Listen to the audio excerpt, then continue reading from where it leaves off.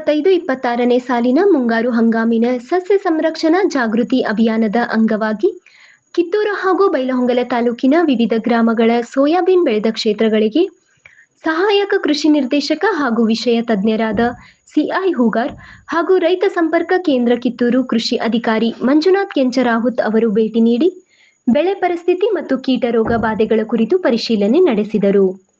ಪರಿಶೀಲನೆಯ ವೇಳೆ ಕೆಲವು ಗ್ರಾಮಗಳಲ್ಲಿ ಬೆಳೆದ ಸೋಯಾಬೀನ್ ಬೆಳೆಯಲ್ಲಿ ತುಕ್ಕು ರೋಗ, ಎಲೆ ಚುಕ್ಕಿ ರೋಗ ಹಾಗೂ ಕಾಯಿ ಒಣಗುವ ಲಕ್ಷಣಗಳು ಕಂಡುಬಂದಿರುವುದಾಗಿ ತಿಳಿದುಬಂದಿದೆ. ಈ ರೋಗಗಳು ಮುಂದುವರೆದಲ್ಲಿ ಸೋಯಾಬೀನ್ ಇಳುವರಿಯಲ್ಲಿ ಕುಸಿತ ಸಂಭವಿಸುವ ಸಾಧ್ಯತೆ ಇದೆ ಎಂದು ತಜ್ಞರು ಎಚ್ಚರಿಸಿದ್ದಾರೆ. ಸೋಯಾಬೀನ್ ಬೆಳೆಯಲ್ಲಿ ಈ ರೀತಿಯ ರೋಗ ಲಕ್ಷಣಗಳು ಕಂಡುಬಂದಲ್ಲಿ ರೈತರು ಟೆಬುಕೊನಾಜೋಲ್ 80%, ಟ್ರಿಪ್ರಾಕ್ಸಿಜೋನಿ 25%, 0.5 ಗ್ರಾಂ ಪ್ರತಿ ಲೀಟರ್ ಅಥವಾ ಅಜಾಕ್ಸಿಸ್ಟ್ರಾಬಿನ್ ಮತ್ತು ಟೆಬುಕೊನಾಜೋಲ್ ಮತ್ತು 1 ಮಿಲಿಲೀಟರ್ ಪ್ರತಿ ಲೀಟರ್ಗೆ ಪ್ರತಿ ಪಂಪಿಗೆ 80 ಗ್ರಾಂ 0:50 ಗೊಬ್ಬರವನ್ನು ಸೇರಿಸಿ ಸಿಂಪಡಣೆ ಮಾಡಬೇಕು ಎಂದರು.